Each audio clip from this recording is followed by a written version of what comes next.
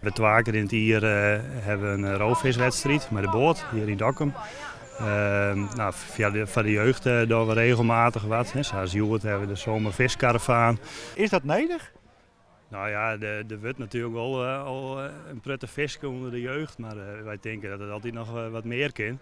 En Joert en Dij is het toch wel een prutte jeugd die wat beetje onder de iPad kluisterd zit, zeg maar. En dan kun je altijd een beetje hut van meidje om de baan wat meer de natuur in te krijgen en een beetje van de wetterkant bezig te krijgen. Wat is er zo mooi aan het visje? Visvangen, dat is leuk. En haast al eens wat vol? Snookbeer, snookbeers, meerval. Jouw Vertellen. 4? Ja? Maak dan altijd je lust. Ik ben nooit tuigjes ontmeidje, de vistritsjes eigenlijk, mijn dabberke en het gewichtje en het hekje erop.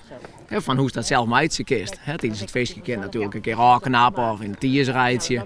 Ja, en als dan verloren aan de wetterkant is, dat is kande. Dus wij leren de bijen nou hoe ze zelfs een lintje meidje kennen, zodat ze dat zelf dwaan kennen. Door kist grutten en lietsen vangen. En door kist ze mijnen me. En dan kist ze weer met snoek vangen en orengrote visken. Heel eerst toen ik met mijn zusje en een buurman aan het visken. En toen in hun wilde ook eens visken, maar ik net. Dat wil wel balen.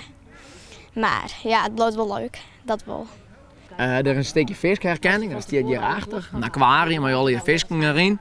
Dan haast van die hele mooie zoekkaarten en dan kennen ze mij die kaartje van wat ze nou vangen. Elke niet van het visje leuk.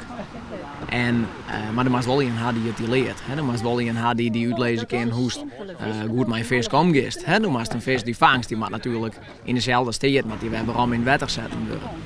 Alleen er moest wel iemand hebben die het leert. En er moet wel een wijze die leert hoe je vangen moest. Nou ja, net iedereen had een heid of een amke of wat dan ook die leren kan.